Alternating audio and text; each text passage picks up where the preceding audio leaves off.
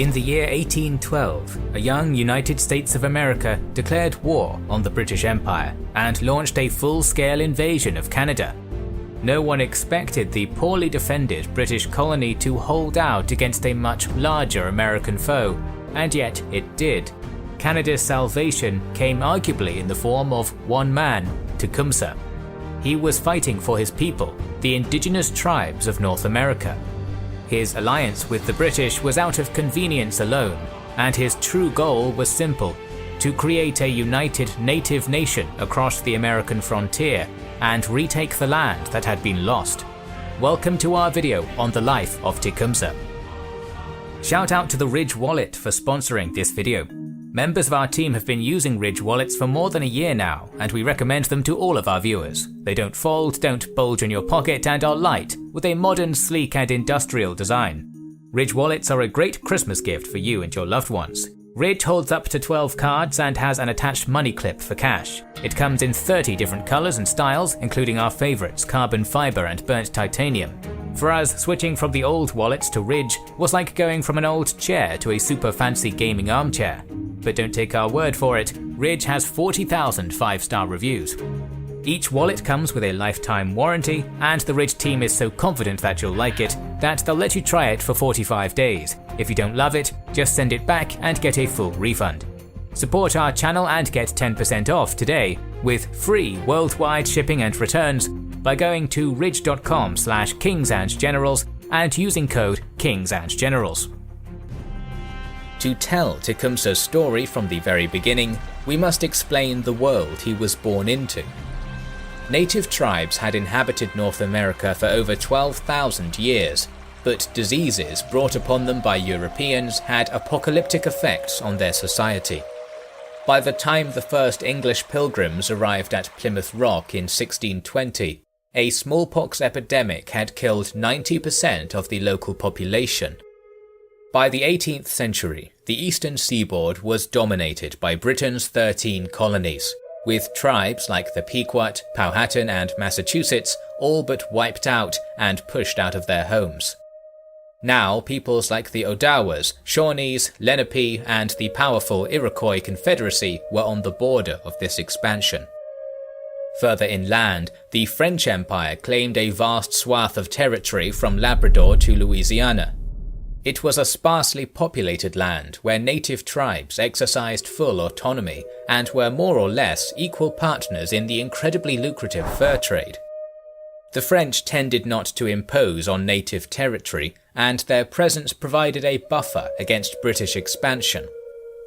This all changed in 1754, as when the 7 Years' War erupted in North America, England and France found themselves in a war for dominance over the New World, and the natives were forced to pick sides. The 6 nations of the Iroquois declared for England, but nearly all the other local tribes fought alongside the French. The French were ultimately defeated and their territory annexed. The British now ventured inland, occupying formerly French forts along the Great Lakes and Ohio.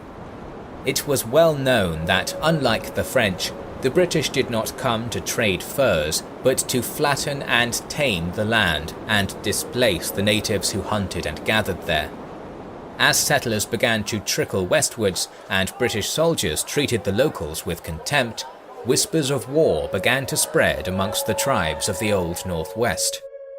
In 1763, the Odawa chieftain Pontiac created an alliance of 14 tribes and proceeded to wage a bloody and vengeful war upon the British.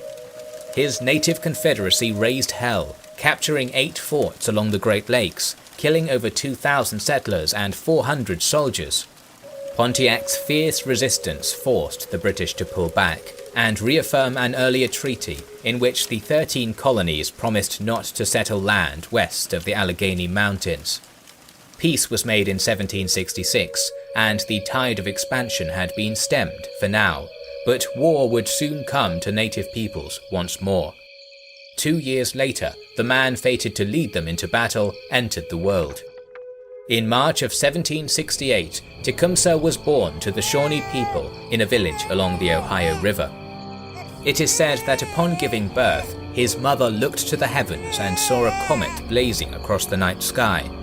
This is where the child got his name, Tecumseh, the shooting star. The Shawnee had long been a wandering people, beset by conflicts with other tribes. In centuries past, the Iroquois had pushed them eastward from their old territory. They had settled in many places before coming to their present spot along the Ohio River, but turmoil and warfare would carry over into Tecumseh's childhood. In the same year he was born, the Iroquois sold land in Kentucky and West Virginia to the British.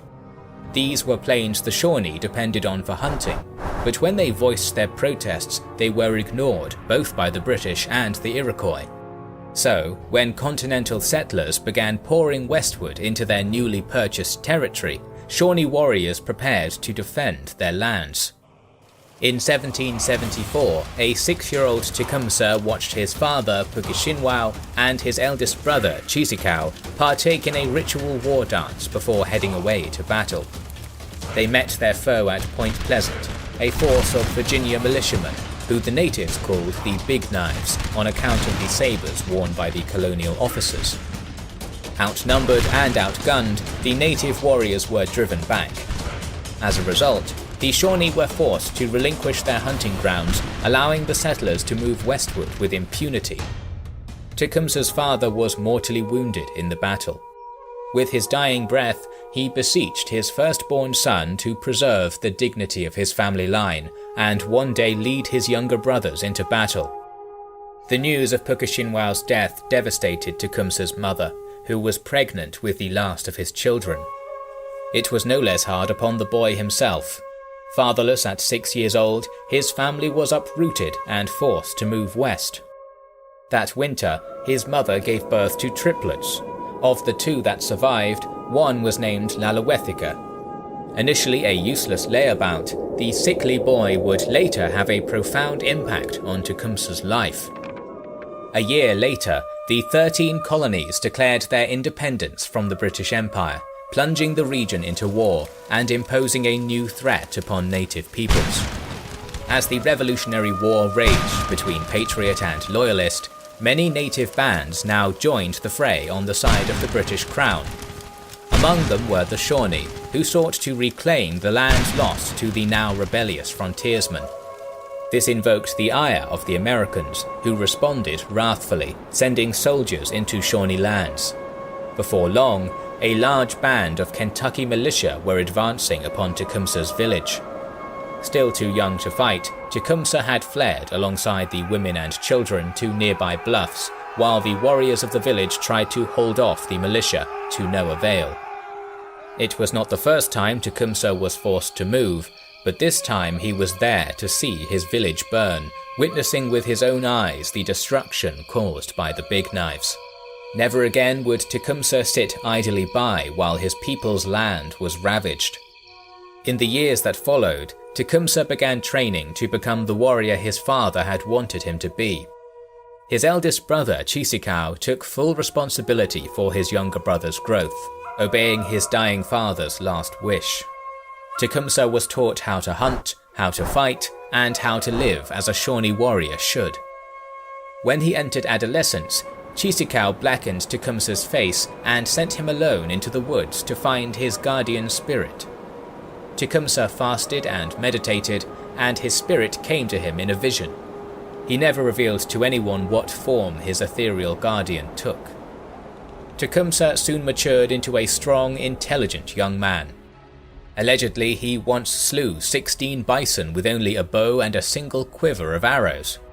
He also drew no small amount of attention from the opposite sex. The women of the Shawnee were very fond of Tecumseh, but he did not indulge in their attention, often brushing off their advances. Tecumseh's first taste of battle came in 1786. The young warrior confronted a host of Big Knives alongside Cheeseekau and a host of Shawnee warriors at Mad River, Ohio. When the Americans fired a musket volley across the river, Tecumseh's nerve broke and he panicked and ran. He had failed his first test as a warrior. He was disgusted with himself and vowed to never show cowardice again. The following years saw Tecumseh come into his own as a capable warrior. albeit still in the shadow of his eldest brother. Continued conflict with the United States seemed inevitable. The young nation was burgeoning and hungry for expansion. Many tribes were resolved to do whatever was necessary to stop colonial encroachment onto their land. In 1785, this tension evolved into a prolonged frontier conflict known to the Americans as the Northwest Indian War. Rarely able to take on the US Army head-on, many native warbands resorted to hit-and-run tactics. By 1788, Tecumseh and Cheeseekau were involved in more than their fair share of skirmishes. Initially camped on the Ohio River, the two brothers and their band of warriors habitually raided the flatboats that traversed the busy thoroughfare. These boats carried food, provisions, and settlers, and their waylaying discouraged many from entering native land. During this turbulent period of his life, Tecumseh began to see the world in a new way. He was fighting alongside not just the Shawnee, but also Cherokees, Mingos, and Delawares. He began to see himself as a native first and a Shawnee second, and realized that his people would never be free of the yoke of colonialism unless they banded together as one. He began to detest the idea that any one tribe could sell land to the whites, whatever the consequences it brought upon other tribes. Tecumseh came to the revelation that land belonged to no one band, but to all native peoples. Thus, he began to dream of a united and independent nation held together by a shared indigenous identity. In 1791, an alliance of tribes formed to push the Americans back east of the Ohio River. Led by the Little Turtle of the Miami and Blue Jacket of the Shawnee, they fell upon a force of 1,000 US soldiers camped at the Wabash River and massacred them. It is to this day the single greatest victory won alone by native peoples against the Americans. Tecumseh was not at the battle at the Wabash, but certainly took part in the increased back-and-forth raiding that followed in its wake. In September of 1792, Tecumseh and Cheeseekau joined a war party of Cherokees and Creeks and launched an assault upon Buchanan Station in Tennessee. From inside a stockaded blockhouse, 20 frontiersmen were able to hold off 300 native warriors. In this fateful battle, Cheeseekau was slain, shot dead by an American soldier through a porthole, while Tecumseh managed to retreat with his life. The loss of his older brother fell hard upon the young Shawnee, but Cheeseekau had accomplished what his dying father had beseeched he do all those years ago. Among many native groups, leadership was not determined through formal appointment, but by earning the respect of one's peers. In the years that followed Cheeseekau's death, Tecumseh had become a fighter of great renown and began to accumulate a small warband loyal to him. By 1794, the Northwest Indian War was nearing its climax. Tecumseh and his warriors joined forces with the Confederacy led by Little Turtle and Blue Jacket, forming a combined army of 1,300 men. Fighting alongside them was a British-led contingent of Canadian militias who had a vested interest in undermining American influence in the region. Together, they faced an army of 2,000 American soldiers on the bank of the Maumee River. In what would later be known as the Battle of Fallen Timbers, the natives were overwhelmed by American gunfire and attempted to retreat behind the walls of the British-held Fort Miami. The British would not let them in, not willing to risk all-out war with the US. Facing a massacre, the natives were forced to scatter. The betrayal Tecumseh suffered at the hands of the British was one he would not forget. The engagement at the Fallen Timbers ended the 10-year frontier war, and the United States finally managed to impose their sovereignty over the Old Northwest. Native leaders were compelled to sign the Treaty of Greenville, a document that forced them to recognize large chunks of Ohio and the Great Lakes as American soil. Tecumseh was disgusted by this capitulation and stubbornly refused to sign the treaty. Instead, he retreated with his followers to Buck Creek, where he founded a village. For the next 10 years, Tecumseh bided his time, waiting for the opportunity in which he could make his dream a reality, a dream of a united, self-sufficient native nation. That opportunity would arrive in 1805, when Tecumseh's laggard of a younger brother received a vision from the Great Spirit. The idler, known as Lalawethika, would transform into Tenskwatawa, the Great Prophet, and lead a religious revival that would bring together tribes from all corners of the American frontier. By the turn of the 19th century, it was clear that the Americans' hunger for territory had not been sated. The Louisiana Purchase, which saw a massive stretch of land sold by the French to the United States, all but confirmed that further ingress into native inhabited lands was inevitable.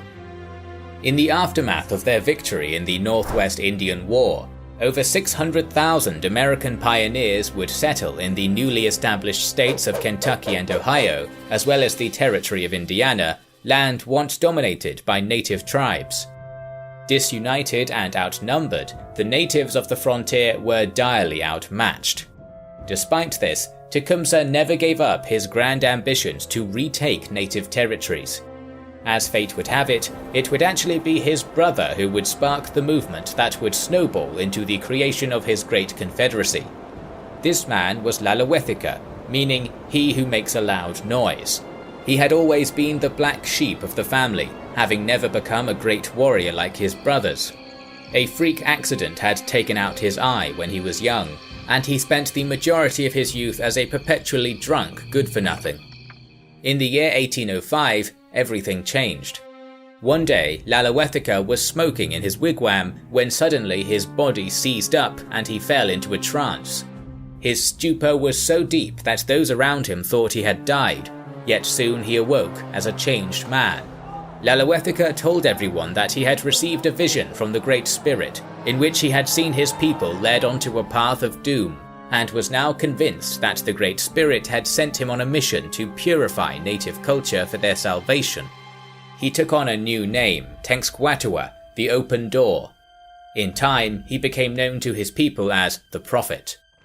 The Prophet soon began spreading his teachings amongst the Shawnee. He preached that his people were the Great Spirit's original creations. In contrast, the white people were children of the evil spirit that grew from the scum of the great waters. As such, natives bore an innate responsibility to keep their way of life pure of colonial influence. To this endeavor, he denounced intermarriage between natives and whites, which had become commonplace in the last few decades. He spoke out against alcoholism and forbade the evils of drink. He renounced European clothing and other such innovations brought to his lands since first contact, mandating his followers wear the traditional garments of their people. In the winter of 1805, a familiar calamity struck the Old Northwest. Native communities were once more afflicted by an outbreak of smallpox, leaving many communities crippled or entirely depopulated. Disease had sadly become old news to the natives by this point, who often coped by blaming their misfortune on witches, who supposedly were sinister herbalists capable of brewing malicious potions and spreading illness. Thus, in the spring of 1806, the Prophet became a major ringleader in a witch hunt that spread across the Old Northwest, a hunt he used to further spread the influence of his religious movement. Tenskwatawa hounded down all those who denounced him and all who embraced the ways of the white man. Under his watch, Christian natives and chieftains friendly to the Americans were captured, tortured, and killed, all in the name of rooting allegedly evil witches out of native communities. The Prophet soon had a growing following, not just among the Shawnee, but many neighboring tribes as well. The growing unrest in the native Northwest began to make American settlers on the frontier uneasy. One such man was William Henry Harrison, governor of the Indiana Territory. He had fought in the Northwest Indian Wars a decade earlier, and a religious uprising centered around resisting colonialism was a threat to the settlers in his jurisdiction. Seeking to pacify the movement, Harrison denounced Tenskwatawa to the Delawares with conviction, saying, "Who is this pretended prophet who dares to speak in the name of the great Creator?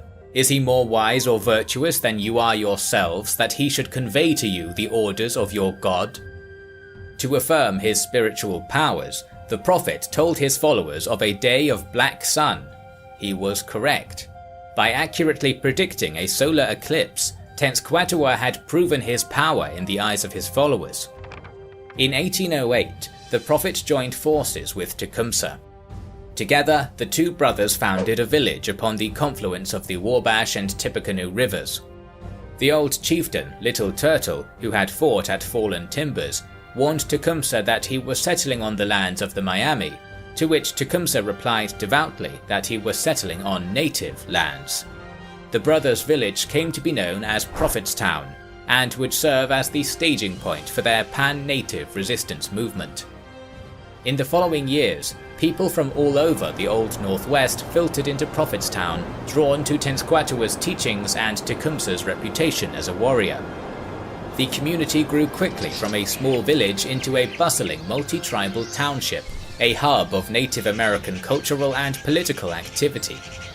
In the end, it was Tecumseh who assumed the ultimate chieftaincy of their budding community. Tecumseh soon set out from Prophetstown on a mission to convince the tribes of the Old Northwest that resistance, not assimilation, was the key to their survival, and to build a confederacy that stretched across the American frontier. The chieftain traveled from village to village, dazzling people with his charismatic orations and legendary strength. Chieftains of the Ojibwe, Wyandots, Fox, Sauk, Odawas, Kickapoos, Lenape, Miami, Seneca, Onondaga, and Delawares all joined his cause, as of course did the Shawnee. But Tecumseh was not all honeyed words. He imposed himself harshly, threatening death to any chiefs who collaborated with the Americans. Meanwhile, as more tribes joined Tecumseh's cause, more and more natives migrated into Prophetstown, which had evolved into the center of the Native Confederacy, a swelling city-state that provided a powerful buffer against white settlers' westward expansion. The rapid growth of Tecumseh's Confederacy, its active anti-colonial rhetoric, and its existence within lands claimed by the United States put it on an inevitable collision course with the Americans. The catalyst of this confrontation came in 1809, when Governor Harrison of Indiana coerced select chieftains of the Delaware, Potawatomi, and Kickapoo to sign the Treaty of Fort Wayne, which ceded a 12,000 square kilometer piece of land along the Wabash River to the United States government. This treaty infuriated Tecumseh, as it flew right in the face of his core belief that land belonged collectively to all natives. He saw it as theft, a plain and simple attempt to extort weak chieftains whose land had been made poor by white settlers. In August of 1810, Tecumseh met with Harrison face to face outside the governor's colonial estate, and the two engaged in a heated parley. Tecumseh insisted that native land could not be bought or sold, unless done so collectively by all the tribes acting as one, and that the land ceded to the Americans in the recent treaties still rightfully belonged to the natives. Harrison replied that individual tribes were free to make treaties with the United States, but Tecumseh's confederacy was not recognized, nor did the local tribes welcome his interference in their affairs.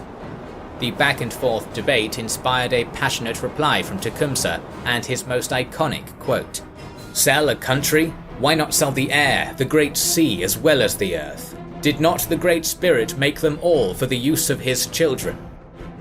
Tensions soon grew between the two parties.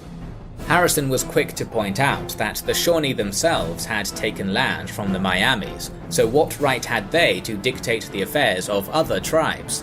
If the tribes were all one nation, as Tecumseh claimed, why did the Great Spirit not have them all speak one language? Tecumseh lost his temper, declaring that everything Harrison said was a lie and that the Americans had cheated the native peoples. He brandished his tomahawk at the governor, prompting Harrison to draw his saber and point it at Tecumseh. A tense standoff ensued, but neither side attacked. Harrison brought the meeting to an end and demanded Tecumseh and his followers leave. Tecumseh soon realized he had been wrong to threaten Harrison, and the two met once more the following day, this time at the Shawnees' camp. This time Tecumseh opted for a more diplomatic route. He offered the United States alliance against Britain, but only if they would renounce their claim to native lands purchased in recent treaties. Harrison replied cordially, saying he would present Tecumseh's terms to the president, but did not expect the natives' conditions to be met.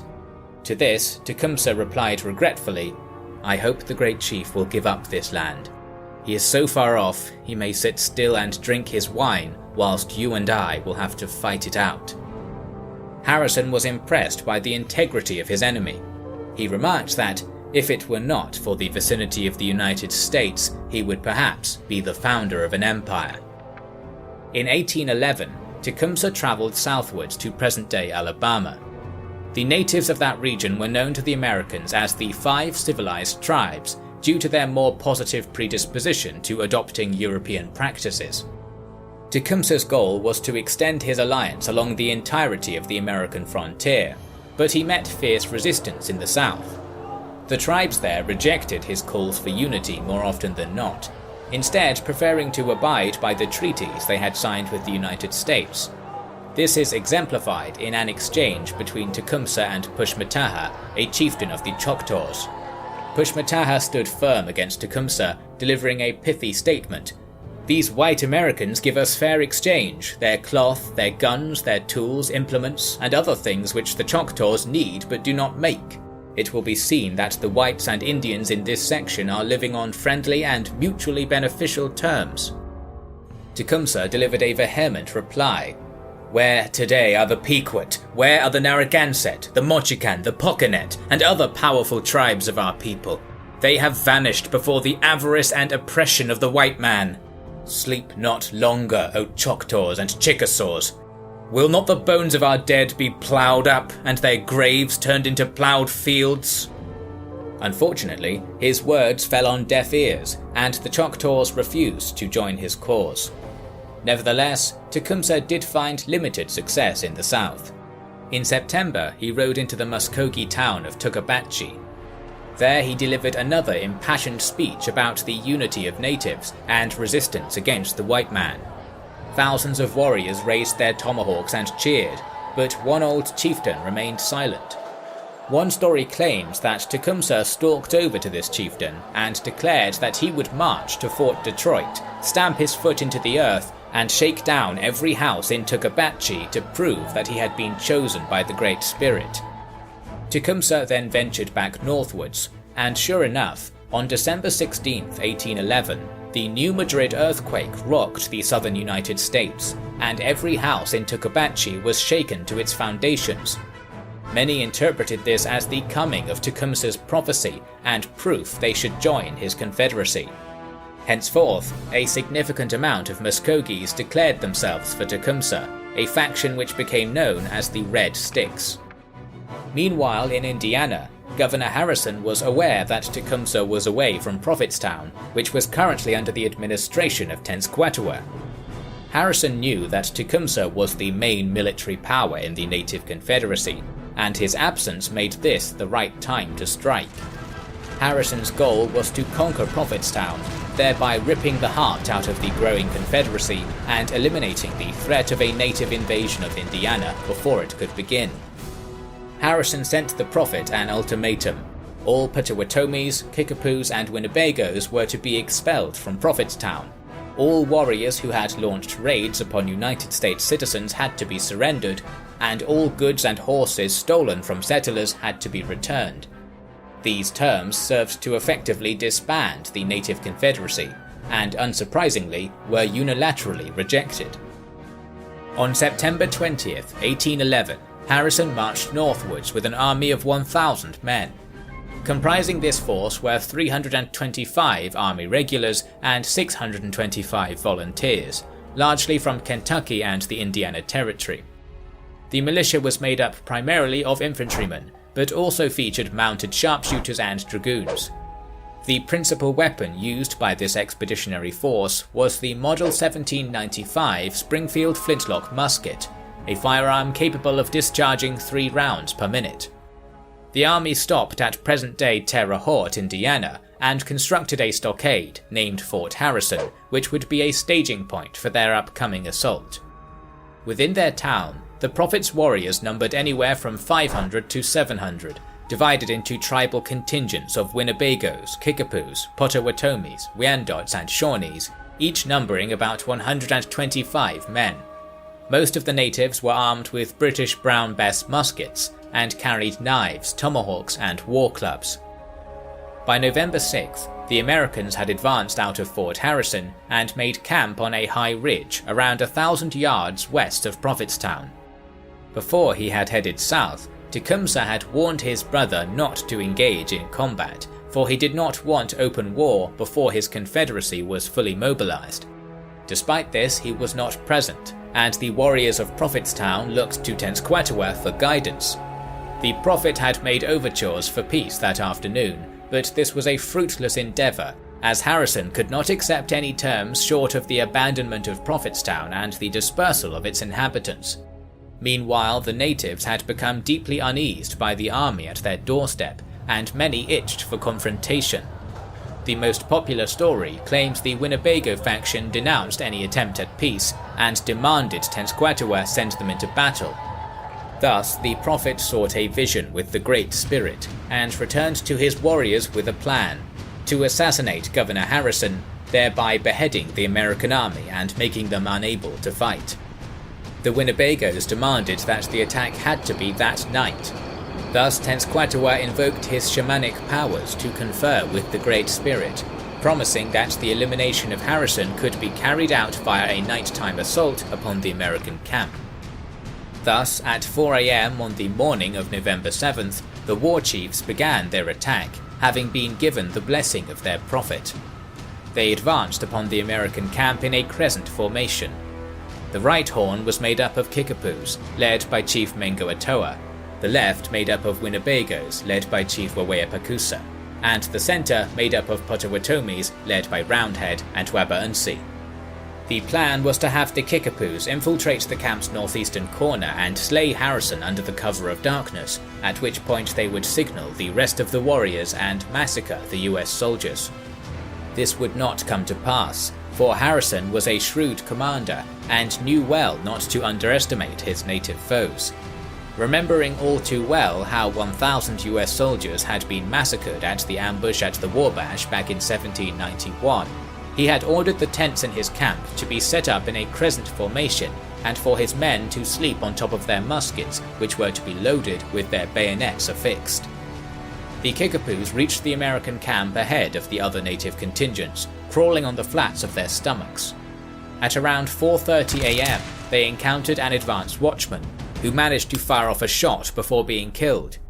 The crack of the rifle caused the Americans to grow alert, with Harrison himself being awoken by 5:30, by which point the Kickapoos had reached the northwestern edge of the camp. At precisely 5:50, one Corporal Stephen Mars managed to train his sights on a Kickapoo warrior and shoot him dead.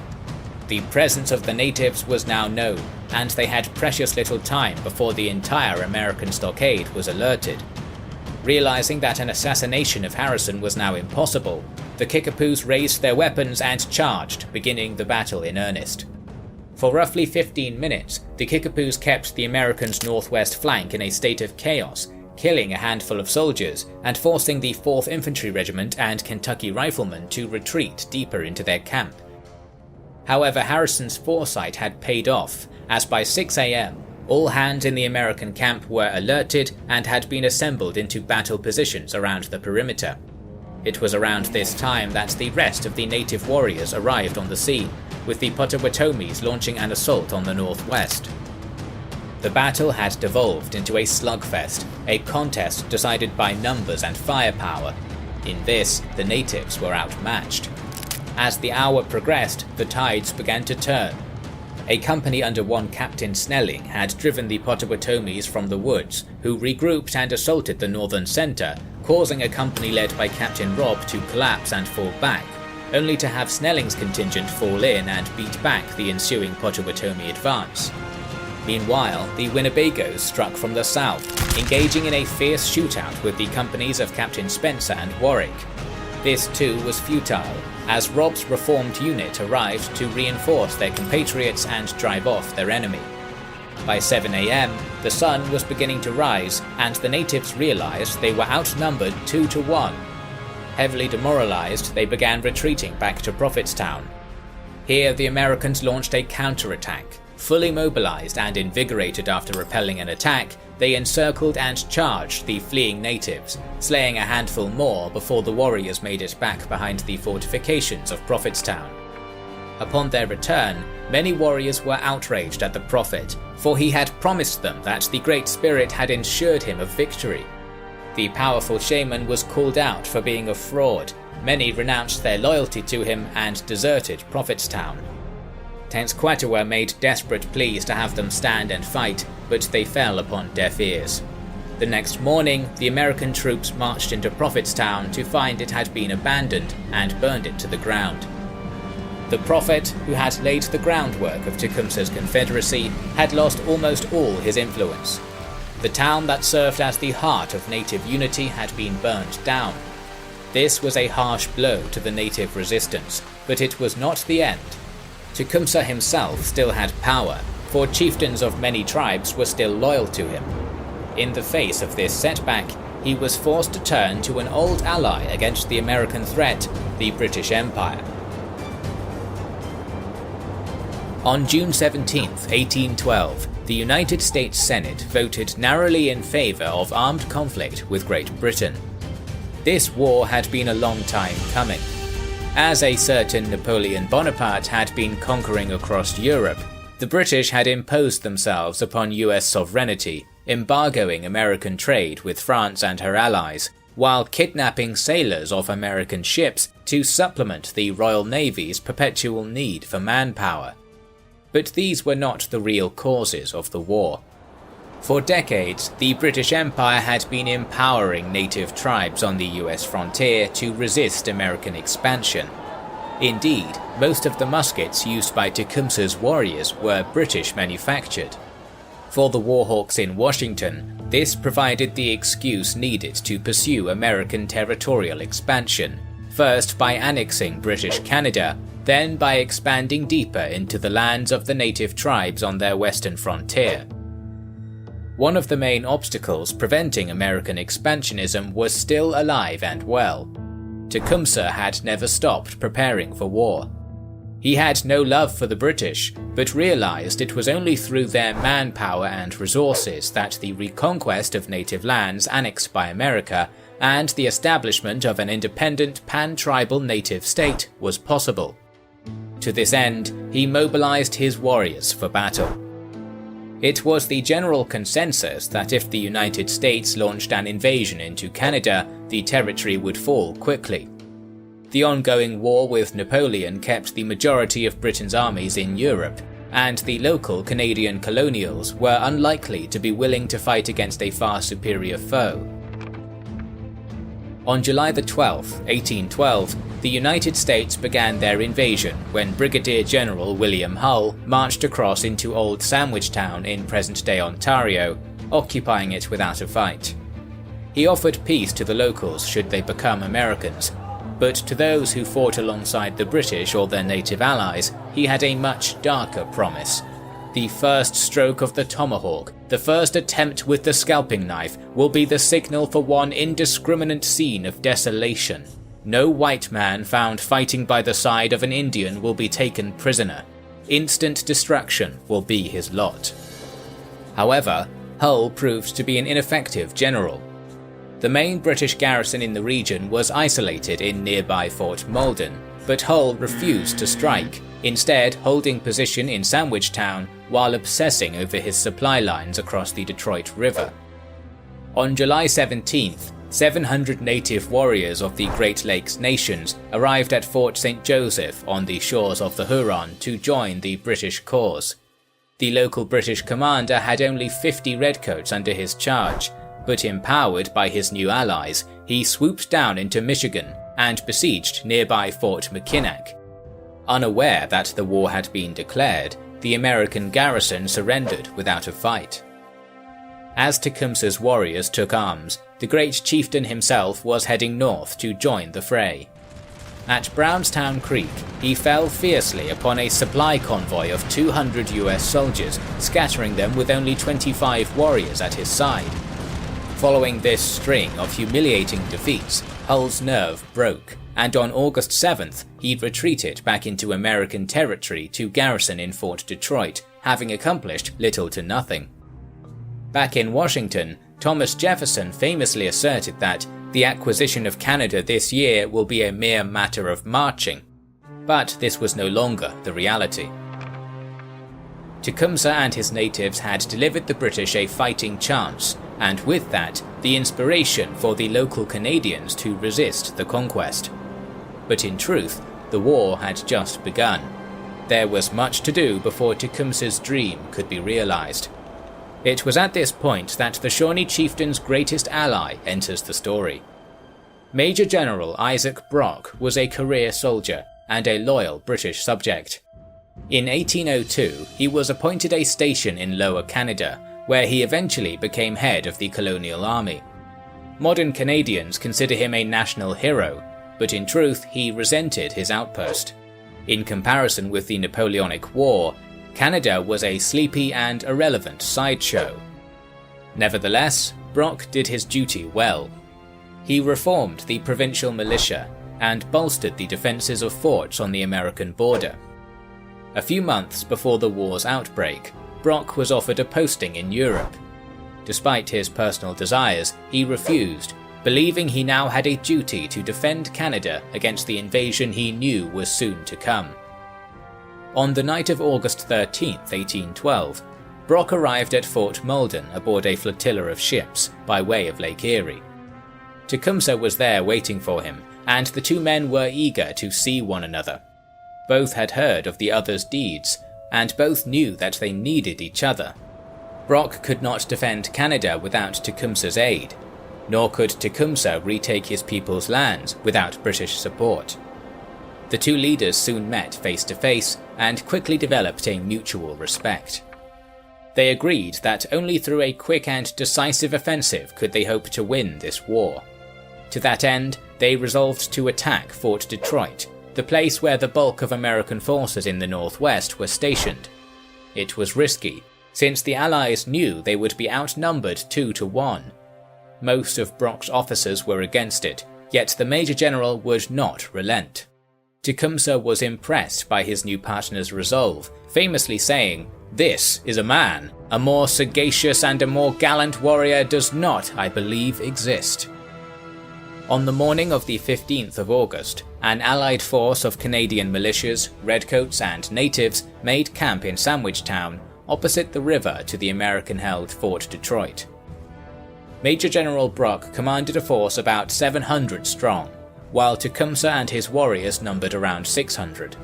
Meanwhile, General Hull had 2,500 men garrisoned inside his well-fortified walls, double the number of his opponent. Brock wrote a letter to his American adversary, demanding his immediate surrender, saying, "It is far from my inclination to join in a war of extermination, but you must be aware that the numerous body of Indians who have attached themselves to my troops will be beyond my control the moment the contest commences." In truth, Tecumseh was no butcher, and in fact abhorred unnecessary killing, but through captured intelligence, he and Brock both knew that General Hull was terrified of native warriors, and that the fear of a savage massacre may be enough to break him. Yet still, no surrender came. The following night, Brock began to ferry his troops across the river. The British opened fire with their 3 heavy cannons and 2 mortars to cover the crossing. Hull ordered his 24-pounders to return fire. Neither side managed to inflict much damage upon the other, but on the morning of the 16th, a cannonball struck the fort's mess hall and killed 2 Americans.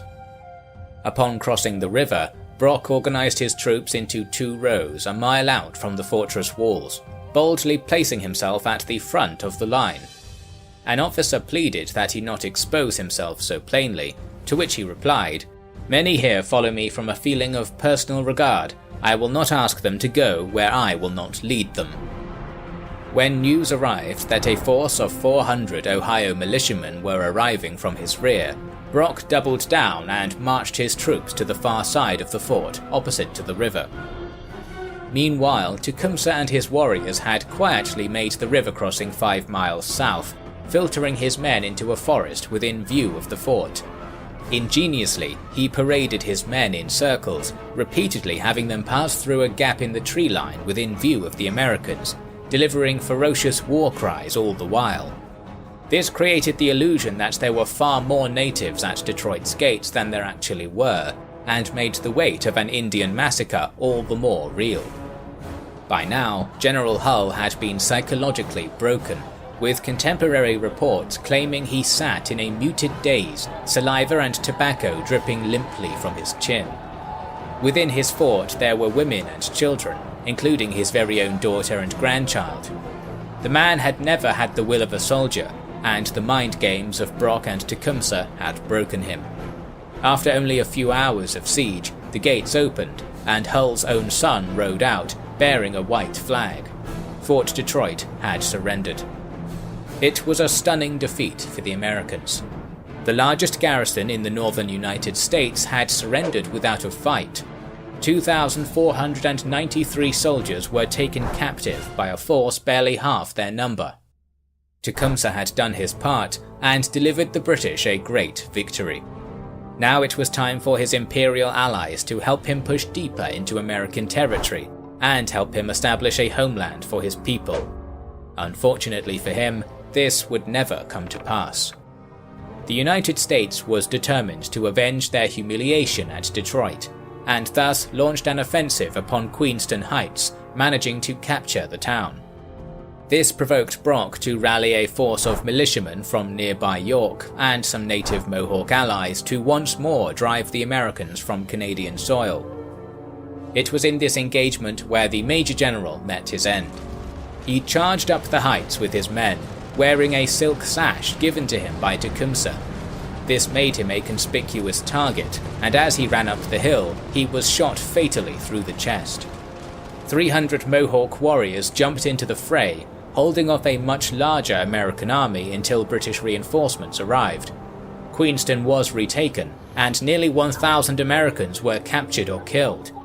Despite this, with Brock dead, the native Confederacy had now lost its only reliable ally.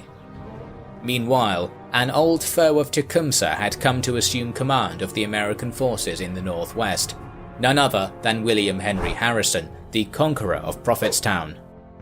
Unlike his predecessor Hull, Harrison was a natural leader and a decisive soldier.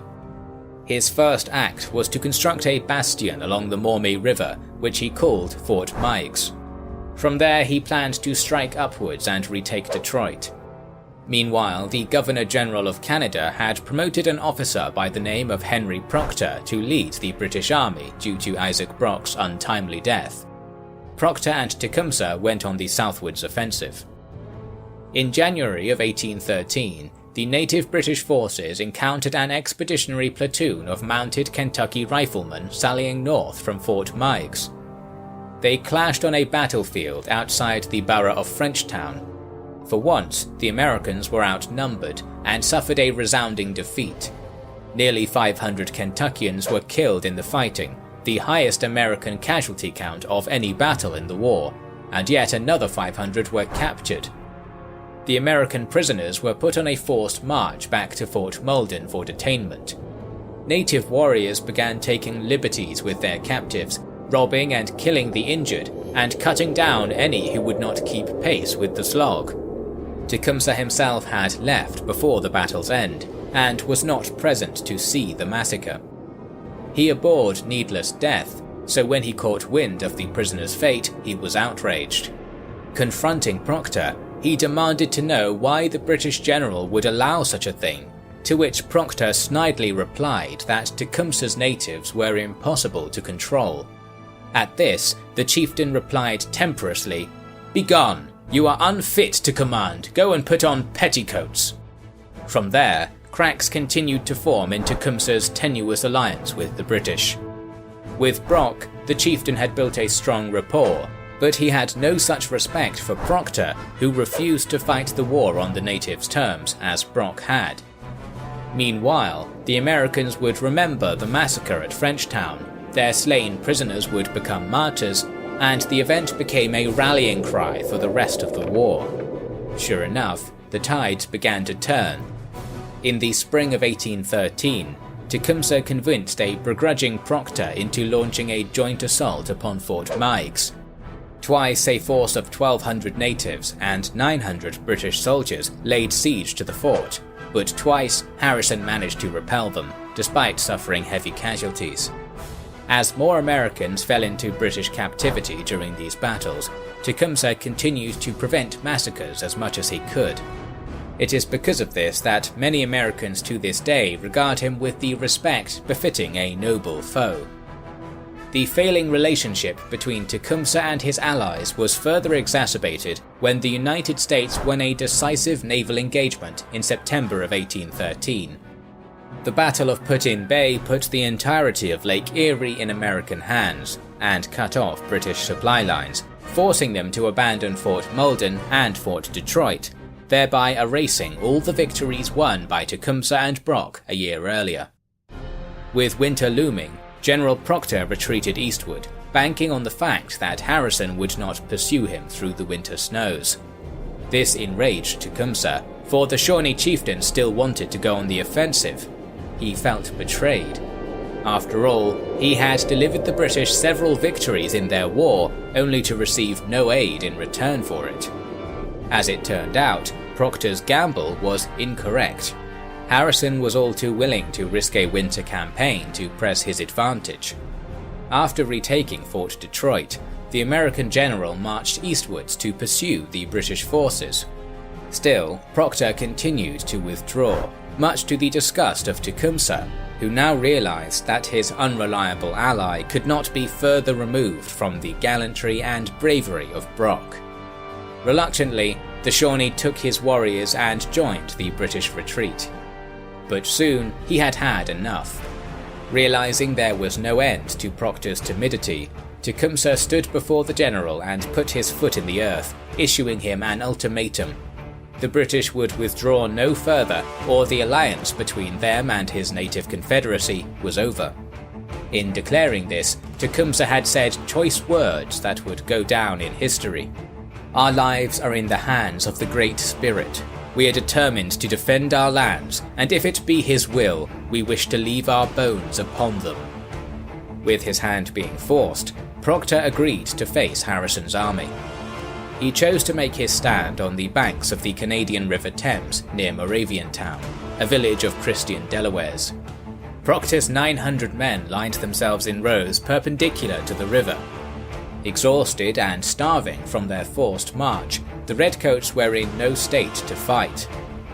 Tecumseh stationed his warriors in a black ash swamp to the British right, where they would have ample cover and could flank the approaching American army.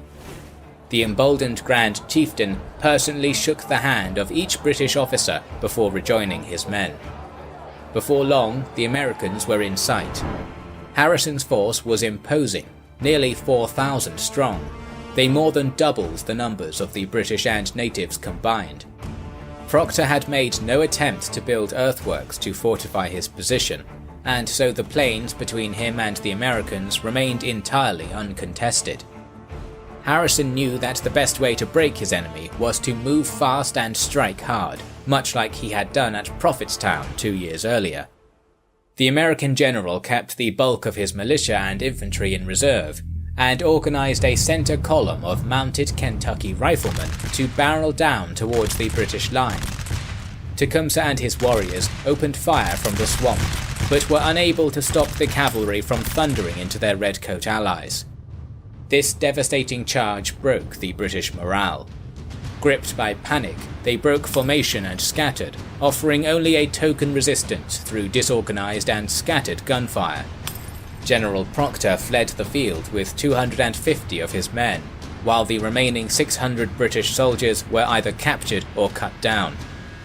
When Tecumseh was young, he had taken an oath to never again flee in the face of battle. Even now, with his allies abandoning him and outnumbered 8-1 by his enemy, he would uphold that oath. Entrenched deep in the swamps, the natives fought on without British aid. Harrison ordered his Kentucky cavalrymen to break their lines, but their initial charge was cut down by a fusillade of native gunfire.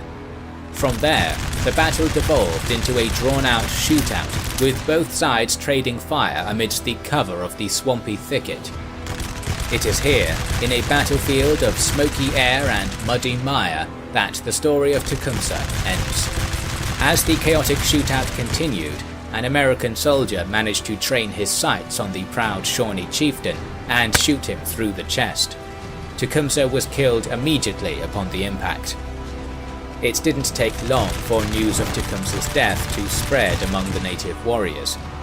Deeply demoralized by this, and afeared by the rest of Harrison's army descending upon them, they fled the battlefield and scattered. The Battle of the Thames was a decisive victory for the Americans, and spelled the end of the great native coalition. Tecumseh had been the glue that bound them together. No other warrior among them had as much respect from so many diverse tribes. After the engagement at Moravian Town, many individual chieftains surrendered to Governor Harrison and returned to their homes, beholden to the will of the United States. There would be no more United Native Front, and no more attempts to form a united indigenous nation on North American soil. The confederacy that Tecumseh had spent so many years building in life inevitably dissolved with his death. The War of 1812 would rage on for another 2 years after Tecumseh's passing, but native warriors no longer played a major role. Both British and American armies scored later victories, with the British sacking the capital of Washington and the Americans winning an iconic engagement at New Orleans. The war ended in stalemate. The British had successfully defended their territory, while the Americans had asserted their sovereignty. Canada would not be annexed, and America would no longer have their economic and territorial interests imposed upon. In the end, the only true losers of the War of 1812 were the indigenous tribes of the continent. During peace talks, the British had originally negotiated to establish a native nation, albeit only to create a buffer state to block further American expansion. Naturally, the Americans outright denied this proposal. Realizing they did not have the leverage to enforce such a thing, the British quickly abandoned the notion. When the Treaty of Ghent was signed in December of 1814, no provisions existed to stem the tide of American westward expansion, and expand they did. Without a strong leader like Tecumseh to bind them, the indigenous peoples of the American continent were largely helpless to combat the flood of settlers that came to take their lands. The Red Stick Muskogees who had declared for Tecumseh fought on for a time, engaging the Americans in the Deep South, but they too were eventually defeated by future President Andrew Jackson in a massacre at Horseshoe Bend. In the end, the story of Tecumseh is a tragic tale. A man of remarkable charisma, integrity, bravery and strength, who spent his whole life fighting for independence and unity, only to have it all taken away upon his death. Even his greatest foe in William Henry Harrison had remarked that this brave warrior had the makings of an emperor, and it is easy to wonder what great things he could have done if only he had lived a little longer. Nevertheless, Tecumseh's memory is alive and well today. To the Americans he was a noble opponent, to Canadians the saviour of their nation, but to the indigenous peoples of North America he is and always will be, above all things, an icon of resistance.